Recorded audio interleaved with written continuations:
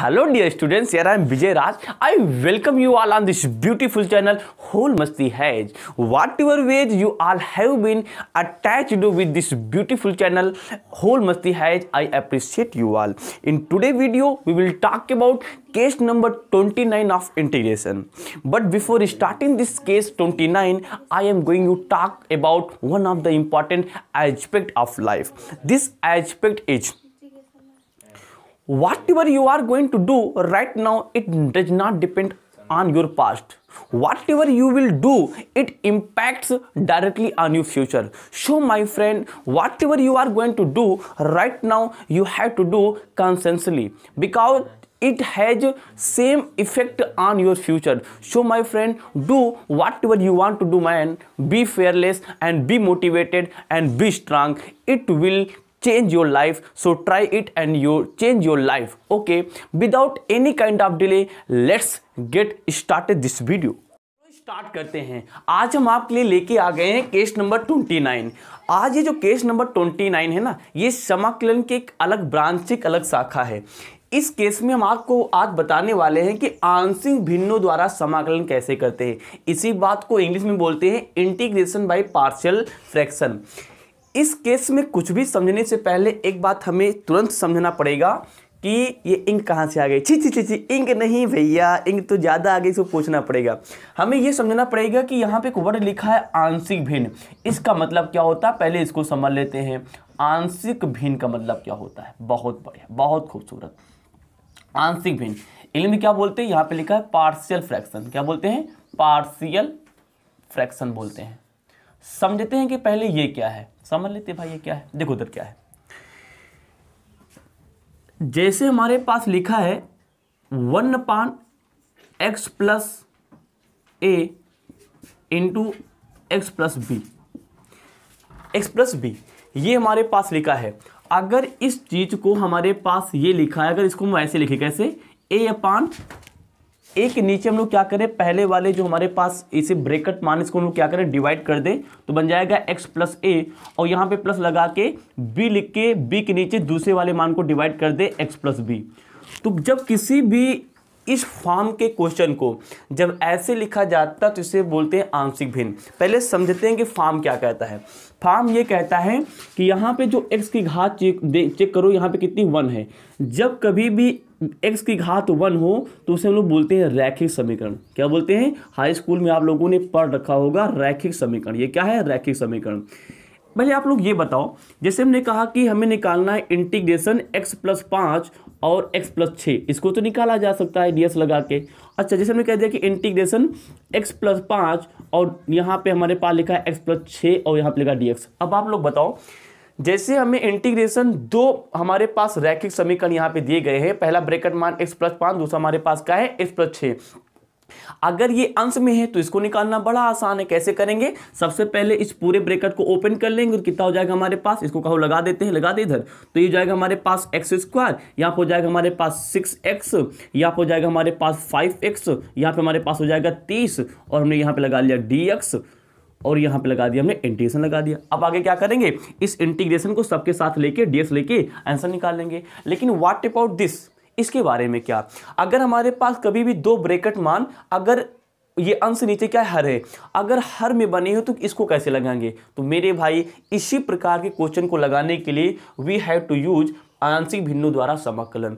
अगर दो ब्रैकेट मान कभी भी हमारे पास हर में आ जाए ना, तो हर में अगर कोई भी दो ब्रैकेट मान आ जाते हैं तो इनको हल करने के लिए हम आंशिक भिन्न की सहायता लेंगे। ठीक है ना, ये वाले प्रकार के सवाल को लगाने के लिए।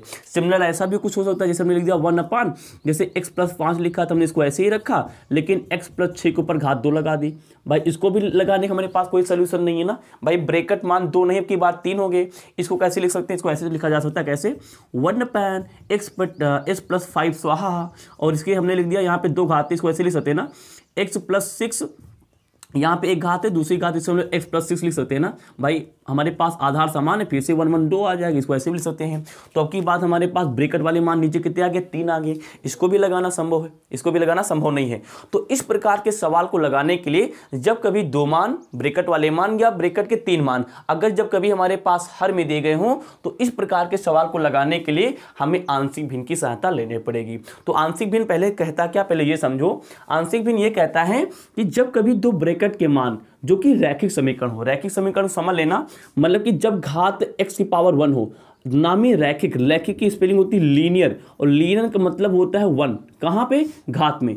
जब घात में 1 हो, अच्छा किसकी घात में, चर राशि की घात में। चर राशि, चर क्या होती है, जितनी भी हमारे पास अल्फाबेट होते हैं, क्या होते हैं, अल्फाबेट, क्या होते हैं, अल्फाबेट, जितनी भी हमारे पास अल्फाबेट ए से लेकर जे तक होते हैं, अगर उनकी पावर 1 हो। अच्छा यहाँ पे ए बी लिखा, अच्छा ए बी क्या हो सकता है भाई, ए बी क्या है, नेतांक है, नेतांक है, नेतांक तो कुछ भी हो सकता है, नेतांक तो कुछ भी हो सकता है, कोई नंबर हो सकता है।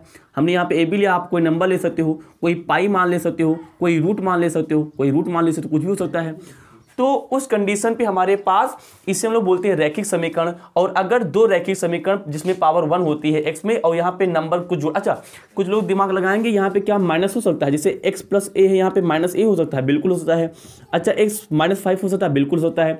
यहाँ पे +b है तो चाहे +b रखो चाहे -b रखो x के साथ में, मतलब कि x के साथ में यहाँ पर इसके बगल में कोई भी एक कांस्टेंट, एक नेतांक ऐड होगा या तो माइनस होगा। तो इस प्रकार के सारे सवाल को हम लोग बोलते हैं, है ना, क्या बोलते हैं, रैखिक समीकरण।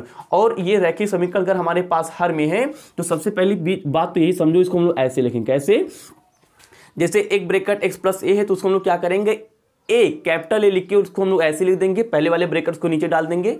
ध्यान रखना कि जब दो ब्रैकेट तोड़े जाएंगे ना तो बीच में प्लस आएगा, हमने यहाँ पे प्लस रखा, निशान को ध्यान रखना। उसके बाद क्या करेंगे, ये वाला ब्रैकेट हम लोग क्या करेंगे, बी के नीचे रख देंगे। अच्छा यहाँ पे एक बेसिक ब्रैकेट और होता है, जैसे हम लिखा है x + b, लिखा होता है x + c, तब क्या करते, यहाँ पे c लिख के x + c लिख देते, कौन सी बड़ी बात है। तो पहली बात तो ये समझो कि जब कोई चीज हमारे पास ऐसी लिखी होती है तो आंशिक भिन्न के माध्यम से उसकी सहायता से उसको हम ऐसे लिख सकते हैं। आई होप आपको बात समझ में आ गई होगी। इसके बाद स्क्रीनशॉट लो, फिर आगे हम लोग बात करते हैं। ओके, आई होप आपने ले लिया होगा। बहुत सुंदर भाई, बहुत सुंदर, बहुत सुंदर। तो ये हमारे पास बात समझ में आ गई। रैखिक समीकरण क्या होता है, सारी बातें कक्षा 10 में आपने पढ़ रखी होंगी, स्वाहा। बहुत बढ़िया। अब आगे कहीं चालू करते हैं, चलो भैया। तो समझ लेते हैं कि आंशिक भिन्न में क्या होता है। जैसे लिखा है हमारे पास 1/, जल्दी समझ लेते हैं, x + b, या फिर हमारे पास दिया गया है x - b, मतलब कि यहाँ पे प्लस माइनस हो सकता है, यहाँ पे प्लस माइनस हो सकता है। तो इसको कैसे लिखेंगे, a/, इसे हम लिखेंगे x, यहाँ पे प्लस माइनस कोई भी निशान हो सकता है, तो x प्लस हो सकता है, माइनस हो सकता है, यहाँ पे a लिख लिया। उसके बाद प्लस b/, कितना लिखेंगे हम लोग, x प्लस हो सकता है तो माइनस, दोनों कोई भी हो सकता है, b, a b क्या हो सकता है, कोई भी नंबर हो सकता है, ऐसे लिख लिया, ठीक ना। तो इसको हम लोग ऐसे लिखेंगे, ठीक ना, जहाँ भी आंशिक भिन्न आएगा अभी लगाएंगे, सवाल समझ आ जाएगा। पहला स्टेप। दूसरा स्टेप क्या है, दूसरा स्टेप ये है जैसे ऐसा लिखा हो, 1/x + a लिखा है यहाँ पे, लेकिन अब की बार जो हमारे पास, अच्छा एक काम करते हैं, आप लोग समझे जाओ कि यहाँ पे प्लस माइनस कोई भी निशान हो सकता है, कंफ्यूजन ना हो, इसलिए हम प्लस लेके चलते हैं। माइनस भी आ सकता है, अभी सवाल लगवाएंगे स्वाहा, तो यहाँ पे माइनस भी आ सकता है, ठीक ना, हम प्लस लेके चल रहे हैं। अब की बार ये जो x + b है ना, इसके ऊपर घातीय 2 आ जाए तो इसको कैसे लिखेंगे, तो कैसे लिखेंगे, पहले जो पहला वाला जो ब्रैकेट जिसकी पूरे ब्रैकेट की घात 1 है उसको पहले एक नीचे लिख लो, हमने लिख लिया एक नीचे x + a लिख लिया। उसके बाद जो दूसरा वाला ब्रैकेट है इसको b के नीचे डालो, हमने b के नीचे डाल दिया x + b, लेकिन कितनी घात, यहाँ पे घात 2 है तो शुरुआत करेंगे हम लोग एक घात से। हम लोग क्या करेंगे, यहाँ पे एक घात लिखेंगे, उसके बाद अभी 2 घात बाकी, अभी एक लिख दिया, एक घात बाकी ना, उसको c के नीचे डालेंगे, हो जाएगा हमारे पास x + b। यहाँ पे एक घात पड़ गई, मतलब कि आरोही क्रम में बढ़ता है ना, इंक्रीजिंग ऑर्डर में बढ़ता है। यहाँ पे 1 है तो उसके बाद क्या आएगा, 2, क्या आएगा, 2 आएगा, इसके नंबर बढ़ाते जाओगे, मतलब कि अगर घात 2 है तो पहले पे 1 रहेगा b के नीचे, उसके बाद वही घात 2 हो जाएगी। अच्छा यहाँ पे 3 होता, क्या हो जाता है, मान लो 3 है तो क्या हो जाता, d बना के लिख लेते हैं, d बना के क्या लिखेंगे, x + b, यहाँ पे 2 तक हो गया तो अगला 3 हो जाएगा, मतलब कि इंक्रीजिंग ऑर्डर में, किस ऑर्डर में, इंक्रीजिंग ऑर्डर में इसे हमको रखना है, बढ़ते हुए क्रम में रखते जाना है। बहुत बढ़िया, ये बात समझ में आगे होगी। अच्छा अगली बात है, ध्यान देना, ये इंपॉर्टेंट, इसको स्टार बना के लिख रहे हैं, हर साल यहाँ से 5 नंबर का सवाल आता है। जैसे कुछ ऐसा लिखा है 1/x + a, और यहाँ पे लिखा है x² प्लस का कुछ भी हो सकता है, p लिख लेते हैं, px + q। सबसे पहले समझो कि इसे क्या बोलते हैं, यहाँ पे x के ऊपर 2 घात है, x ऊपर कितनी घात है 2 घात। याद रखना मैथ में एक नियम होता है कि अगर कभी भी x बराबर 2 घात हो, मतलब कि x पर 2 घात हो, तो उसे हम लोग द्विघात समीकरण बोलते हैं। क्या बोलते हैं? द्विघात समीकरण। आप लोग मतलब कि हाई स्कूल में पढ़ रखा होगा, जिसे हम लोग बोलते हैं क्वाड्रेटिक इक्वेशन। इंग्लिश पढ़ने के लिए क्वाड्रेटिक इक्वेशन, इसे हम लोग क्या बोलते हैं? क्वाड्रेटिक इक्वेशन बोलते हैं। अब ध्यान दो, अगर हमारे पास ये ऊपर 1 लिखा हमारे पास, अगर हमारे पास एक क्वाड्रेटिक इक्वेशन आ जाए, मतलब कि द्विघात समीकरण आ जाए, तो इसको आंशिक भिन्न के माध्यम से कैसे लिखेंगे? तो बात को गौर करो, कैसे लिखेंगे इसको? ऐसे लिखेंगे, ऐसे ध्यान दो। 1/, जो x प्लस ए था उसमें तो यही वाला नियम लग जाएगा। इसको हमने क्या किया? ए के नीचे लिख दिया, क्या? x प्लस ए लिख दिया। बहुत बढ़िया। उसके बाद ये जो हमारे पास क्वाड्रेटिक इक्वेशन ना, उसको हम लोग यहाँ पे प्लस लगाएंगे। अब ये जो क्वाड्रेटिक इक्वेशन ये तो नीचे ही रहेगा, क्या है हमारे पास? x² प्लस का px प्लस का q। लेकिन अब की बार ये जो ऊपर वाला है ना, ये b में नहीं लिखा जाएगा।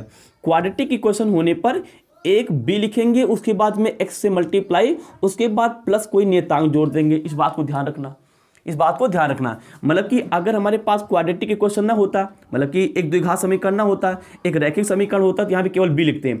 क्वाड्रेटिक इक्वेशन आ जाने की वजह से पहले जो b लिखेंगे, नंबर लिखेंगे, उसमें x का मल्टीप्लाई करेंगे, प्लस c जोड़ देंगे, तो ये हमारे पास हो गई द्विघात समीकरण। तो हमारे पास जो आंशिक भिन्न में 3 कैटेगरी के सवाल मिलेंगे और उनको लगाने का ये तरीका होगा। सबसे पहले सवाल में ये लिखा रहेगा। अच्छा, ये हमारे पास क्या है? सवाल बन जाएगा। यहाँ पे इंटीग्रेशन लगा रहेगा, यहाँ पे dx, ये सब इंटीग्रेशन यहाँ पे लगा रहेगा। आपने सवाल देखे होंगे अपनी बुक में ना, ऐसे लगा होगा। तो सबसे पहले काम को यही करना है कि जो ऐसे लिखा होता है, इसको आंशिक भिन्न की सहायता से इन सारी बातों को ऐसे कन्वर्ट कर लेना है। कन्वर्ट करने के बाद क्या करना है, हम आपको बताने वाले हैं। तो आप इस बात को नोट कर लो कि इस वाली बात को ऐसे कन्वर्ट किया जाता है, बदल दिया जाता है। बहुत बढ़िया, बहुत सुंदर। इसको हम लोग क्या करते हैं? मिटाते हैं। अब देखते हैं कि अब एक्चुअली आंसर कैसे निकालते हैं। सवाल लेते हैं, कॉन्सेप्ट को क्लियर करते हैं। स्क्रीनशॉट आप ले सकते हैं। आई होप आपने ले ही लिया होगा। बहुत सुंदर, बहुत सुंदर भाई। चलो एक सवाल लेते हैं भाई, बड़ी सुंदरता के साथ। सुबह सुबह का मौसम है, कीचड़ धो के आए हैं, अभी खाना पानी हुआ नहीं भाई। अभी देखते हैं क्या है।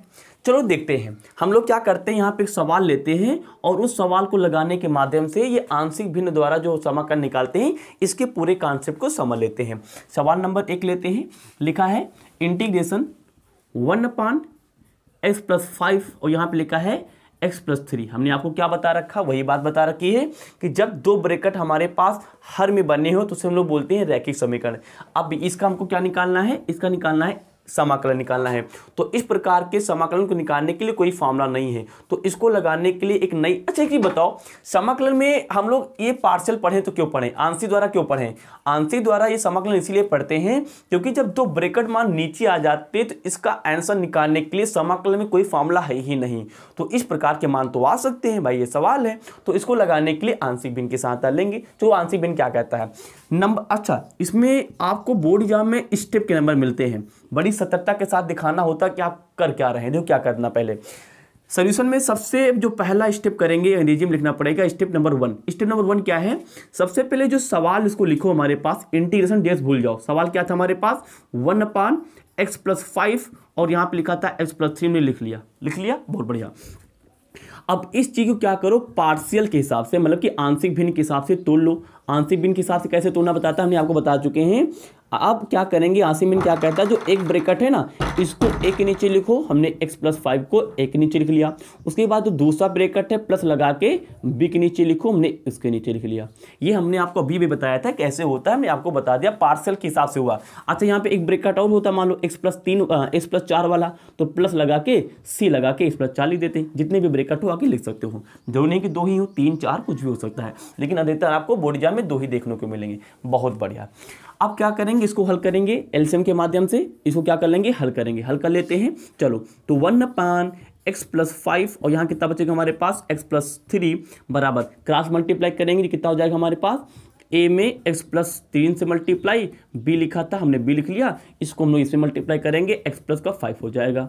नीचे हमारे पास इसका मल्टीप्लाई x + 5 और यहाँ कितना हो जाएगा हमारे पास? x + 3। बहुत बढ़िया। हमने आपको एक नियम बता रखा है, क्या?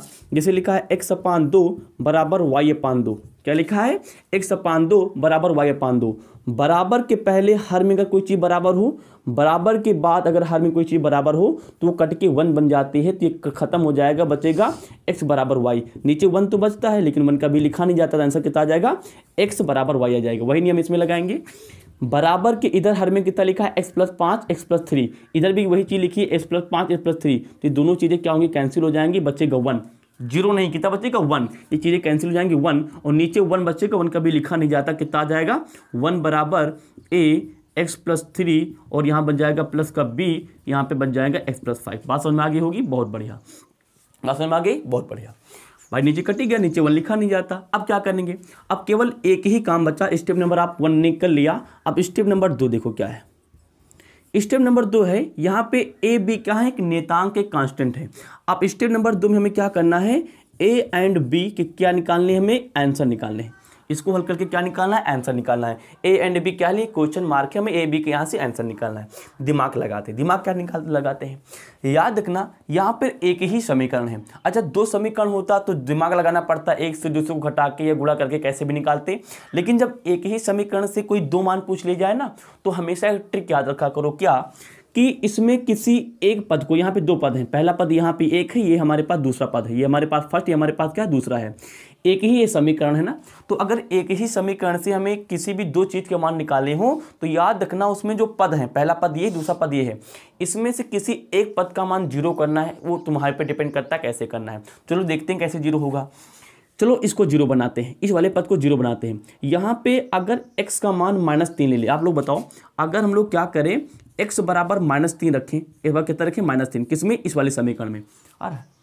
अगर x बराबर -3 रखें तो क्या 0 हो जाएगा, एग्जैक्टली 0 हो जाएगा। तो इधर 1 था बराबर, यहाँ पे ये x -3 रखोगे, देख लेते हैं, तो a यहाँ पे -3 लिख दिया, और प्लस का हमारे पास कितना था, 3 था, लिख लिया प्लस का। अच्छा जो भी मान x बराबर मानोगे, सारा का सारा मान इसमें रखना पड़ेगा, हमने रख लिया, प्लस b लिखा था, b लिख लिया।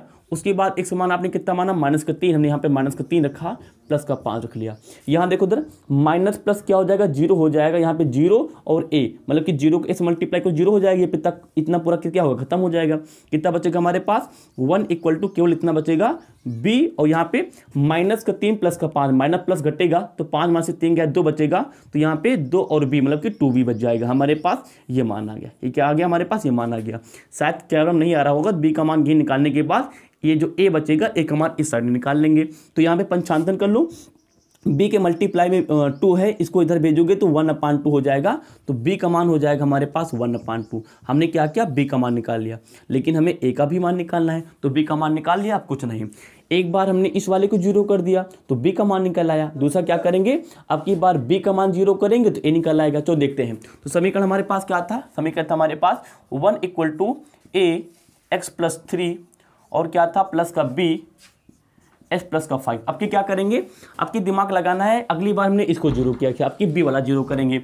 b वाला कब 0 होगा भाई, यहाँ पे प्लस का 5 है, अगर माइनस का 5 आ जाएगी, पूरा चीज़ 0 हो जाएगी। तो वही दिमाग लगाना है, अब की बार x बराबर -5 रखना है, क्या रखना, -5, लेकिन पूरे में रखना पड़ेगा क्योंकि बैलेंस के नियम से मैथ चलती है। तो 1 बराबर a, यहाँ पे हमारे पास हो गया -5 रखना पड़ेगा, तो -5 प्लस का 3 प्लस b -5 प्लस का 5, ये हो जाएगा स्वाहा। -5 और प्लस का 0 हो जाएगा हमारे पास 0, और 0 को b मल्टीप्लाई करेंगे, 0 खत्म हो जाएगा। तो 1 यहाँ पे माइनस प्लस माइनस होता घट जाएगा, 5 में से 3 गया, 2 बचेगा, निशान बड़ी संख्या माइनस आएगा, और a हमारे पास गुणे में लिखा था, ये बन जाएगा 1 बराबर -2a। अब यहाँ पे 2a a की क्या है, गुणा में उधर जाएगा तो भाग में, तो a बराबर पहले से 1 लिखा था, इधर चला आएगा -2a। ये हमारे पास a और b के मान आगे, a से मान कहाँ निकाल लिया, b का मान निकाल लिया। 2 स्टेप पूरा हो गए, बस तीसरा स्टेप में आंसर फटाक से आ जाएगा। तीसरा स्टेप क्या कहता है कि जो a और b का मान निकालना है, तुमने इसमें आके रख दो। तुम्हारे पास पूरा समीकरण लिख लो फिर से, क्या लिखा था हमारे पास, 1/x+5, एक ब्रैकेट में, दूसरे ब्रैकेट में था x+3 बराबर a। अच्छा एक मान वहाँ डायरेक्ट रख दिया जाए, चलो रख देते हैं, इसमें रखना है, चलो लिख ही लेते हैं, नहीं तो आप लोग समझोगे नहीं, स्वाहा डायरेक्ट रखेंगे। तो a इसी वाले ब्रेक, ये जो हमने मान रखा है, इसमें a का मान रखना है। तो आपने a कितना निकाला, -1/2, इसमें क्या रख देंगे, -1/2, तो -1/2 रख दिया। नीचे क्या लिखा था हमारे पास, x+5 रखा था, प्लस बी का मान आपने कितना निकाला 1/2, हमने यहाँ पे 1/2 रख लिया और नीचे कितना था हमारे पास x+3 था। बहुत बढ़िया मान रख लिया। अब चलो काम करते हैं। अब काम क्या करना है, कुछ नहीं करना है, दोनों तरफ का समाकलन निकालो। इधर भी समाकलन निकालना तो इंटीग्रेशन ds लगाना पड़ेगा, इधर भी समाकलन निकालना है तो यहाँ पे ds लगाना पड़ेगा, यहाँ भी ds यहाँ भी ds निकालना। अब आप बताओ, ये तुम्हारा पास सवाल था, सवाल देखो क्या था। अब भाई ये सवाल किसके, ये पूरा मान किसके बराबर है, इसके मान बराबर है। अगर इसका मान निकल आएगा तो मान इसके बराबर, मतलब इसका आंसर निकल आएगा। स्वाहा भैया, मान निकल आया। हमने क्या किया, अब ये जो भी मान हमने माना था उसमें दोनों तरफ dx ले लिया, मतलब कि समाकलन ले लिया। अब ये मान पूरा चेक करो, ये वाला पूरा इसके बराबर है ना, ये पूरा मान किसके बराबर, इसके बराबर है। सबको मैच करो, तो जब ये मान इसके बराबर है तो इसका जो भी मान आएगा वो किसके बराबर हो जाएगा, इसके बराबर हो जाएगा। अब इसका मान निकाल लेते हैं तो वही मान इसका हो जाएगा, आंसर निकल आएगा। चलो माइनस का 1/2 x के हिसाब से क्या है, नेतांक के बाहर ले लो, बाहर ले लिया, अंदर कितना बचेगा 1/x+5 का dx बच जाएगा, प्लस 1/2 फिर से नेतांक के बाहर ले लो, अंदर बचेगा इंटीग्रेशन x+3 और यहाँ बच जाएगा dx बन जाएगा। फार्मूला लगा तो आंसर आ गया। तो माइनस का 1/2 1/5x के हिसाब से कितना हो जाएगा हमारे पास लाग, तो लाग हो गया हमारे पास x+5 हो गया, प्लस 1/2 ये हो जाएगा हमारे पास लाग x+3। स्वाहा, यह हमारा और तुम्हारा आंसर, स्वाहा बटे कहानी, ये हमारे पास क्या क्या आंसर आ गया। तो एक बार फिर से देख लो, इस प्रकार के सवाल थोड़ा सा कठिन नहीं है, केवल आपको स्टेप चलाना पड़ता। पहले स्टेप हमने क्या किया, जो भी सवाल था उसको मान के हमने उसमें आंशिक भिन्न लगा लिया। आंशिक भिन्न लगाने के बाद दूसरा स्टेप हमने क्या किया, जो भी समीकरण आया उसको हल करने के बाद उसमें मैंने ABC का मान निकाल लिया। ABC, अगर AB है तो AB का मान, C है तो C का भी मान निकालते हैं। बहुत बढ़िया। उसके बाद तीसरा स्टेप क्या किया, जो भी हमने AB का मान स्टेप नंबर 2 से निकाला था, इसको उठा के हमने जो माना था पहले स्टेप नंबर 1 में उसको रख देते हैं। तो उसके बाद हमने क्या किया, वहाँ से AB का मान निकालने के बाद स्टेप नंबर 3 में दोनों तरफ जो माना था हम समाकलन ले लेते हैं। समाकलन लेने के बाद जो हमारा लेफ्ट हैंड साइड होता है ना, वो लेफ्ट हैंड साइड हमारा क्वेश्चन बन जाता है, जो क्वेश्चन था। अब ये मान चूंकि इसके बराबर है तो अगर इसका मान निकल आएगा तो वही इसके बराबर हो जाएगा, तो वही दिमाग लगाया। उसके बाद इसमें AB का मान रखने के बाद इसको कैलकुलेट किया तो इसका मान आ गया, ये मान किसके बराबर, इसके बराबर। यही हमारा फार्मूला क्वेश्चन था, तो क्वेश्चन इसके बराबर आ गया, मतलब कि हमारा क्या गया, आंसर आ गया। तो आई होप आपको समझ में आ गया होगा कि आंशिक भिन्नों समाकलन कैसे करते हैं। अभी हमने आपको केवल रिवीजन कराया है, मतलब कि हमने कॉन्सेप्ट बताया है कि आंशिक भिन्न लगाते कैसे हैं, इसके क्या क्या फार्मूले, इसके क्या क्या नियम, इसके क्या क्या स्टेप है। हम अगले वीडियो में आपको इसमें से कम 10 सवाल रिवीजन कराने वाले हैं। एक सवाल तो इसी बेस पे होगा, दूसरा सवाल इस बेस पे होगा, जैसे 1/, यहाँ पे x+5 है, लेकिन यहाँ पे जैसे x+3 लिखा है, यहाँ पे होल स्क्वायर आ जाए, यहाँ पे dx लिखा हो, इसको कैसे लगाएंगे अगले वीडियो में। आप बने रहेंगे वीडियो के साथ में, तो वीडियो केस नंबर जो 30 आएगा उसमें सारी बातें पता चलने वाली हैं। या फिर अगला सवाल कैसे हो सकता है, इंटीग्रेशन, ये x+5 ऐसे ही रहेगा, यहाँ पे कोई क्वाड्रेटिक इक्वेशन आ जाएगी, द्विघात समीकरण, जैसे x² + 1 आ गया, तो इसको कैसे लगाते हैं, ये सारी बातें हम अगले वीडियो में करेंगे। इसमें कम से कम 10 सवाल हम आपको सॉल्व करके देंगे। अगला वीडियो लंबा होगा लेकिन आपको मजा आने वाला है। तो आई होप आपको वीडियो पसंद आ गई हो। Okay, thanks for watching, wish you all the very best, thank you.